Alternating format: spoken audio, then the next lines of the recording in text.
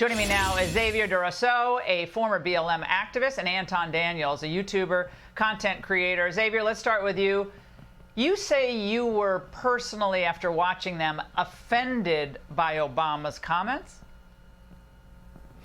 Absolutely. I mean, first of all, Obama's not as talented of a liar as he used to be. But quite frankly, my ancestors fought way too hard for me to have the ability to learn how to read, just for Obama to expect me to be so uneducated to think that I would vote for Kamala Harris simply because she claims to be a black woman. And I mean, if people want to stop having Kamala Harris be called a DEI hire, maybe he should stop trying to remind us of her demographic every 5 minutes. Black men not supporting Kamala has nothing to do with her being a woman. It has everything to do with her lack of accomplishments over the last 1,359 days. Well, Anton, I'm watching this and I'm thinking to myself, the shtick is kind of worn thin with Obama, you know.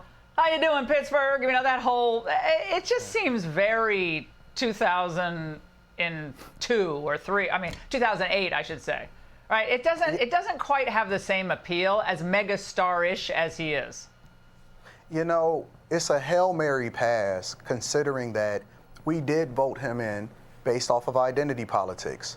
And I'm not saying that all is bad, because he did do some things that I didn't necessarily disagree with that Trump absolutely did better than him. But at the same time, I felt that it was incredibly disrespectful, because he's making the assumption that we're not educated enough to lead our families, to look at the policies, to understand exactly what's going on with immigration, and we're supposed to overlook everything that they did over the last 3.5 years that was not in our favor. And when I say our, I'm talking about the American people, let alone men, let alone black men, and we're supposed to vote for her because of some misogynistic reason that's made up. And instead, we've learned how to educate ourselves, and now they've sent their Messiah back to rein us in and bring us back into the Democratic plantation. And most men that I've spoken with have said that it's absolutely disrespectful, and we're done with Obama. Well, Xavier, again, when he says, "You're lucky Michelle's not here," he does. What is that supposed to mean? I mean, I guess it's supposed to be funny because she'll scold them in a more convincing or scarier fashion. It's kind of treating young black men as children, almost like you're children, and mommy's coming back and mommy's going to chastise you and you're going to get punished, but you're supposed to vote against your own economic interest to make Michelle and Barack happy and their 4 mansions.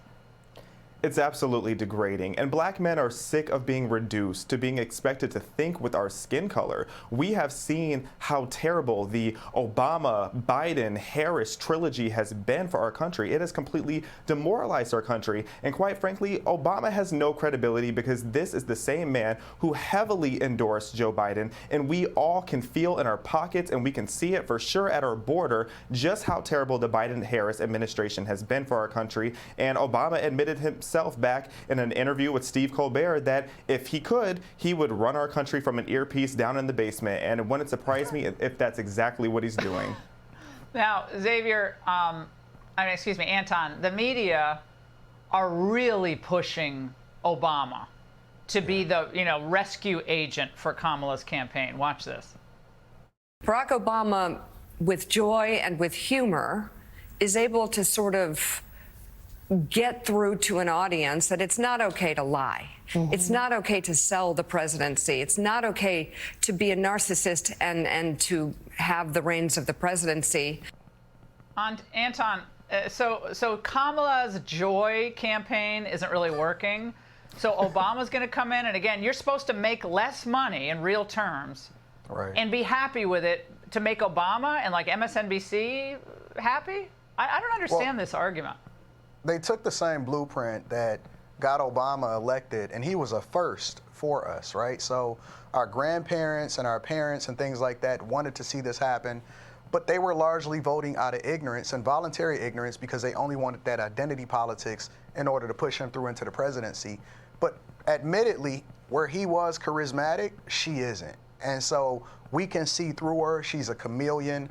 When they unleashed her and they allowed for her to be able to take reporters' questions and things like that, it showed that she was completely incompetent.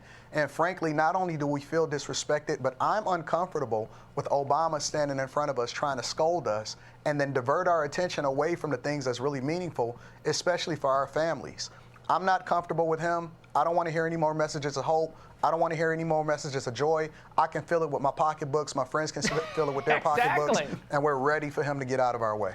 I mean, Xavier, I saw something on YouTube. I think it was yesterday, or maybe it was Instagram. But it was a young man, African American, and he was talking about the price of food. And I think he was at some fast food place. I can't remember what. I think it might have been McDonald's. But just the nuts and bolts, when you go through just what a Happy Meal costs, the differential in simple things that families like to treat themselves to, that's shocking. Like in Obama, that doesn't affect him. It doesn't affect Hillary. It doesn't affect Trump. But Trump somehow has that ability to say, that's not acceptable in America. But they think Obama's charm is going to override daily life for people. The charm offensive from him. It's not 2008 any longer. I can't emphasize enough that being a young black voter, it feels like the Democrats are constantly trying to gaslight me about my own reality. I know how expensive food is. I know how expensive gas is. And I know how many illegal immigrants are running around in Los Angeles. We are sick and tired of being expected to feel good with Barack Obama, or now they're trying to put the ovarian version of Barack Obama up there and tell us that she is talented. She is absolutely not talented. And on behalf of black men, it's not that we're opposed to having a female president, because Miss Ingraham, I would love to vote for you if you ever decide to run. Only if you guys are in my cabinet. That's the only way I'm going to do it. Xavier and Anton, thanks for spending time with us on a Friday night. We appreciate it. Click here to subscribe to the Fox News YouTube page to catch our hottest interviews and most compelling analysis. You won't get it anywhere else.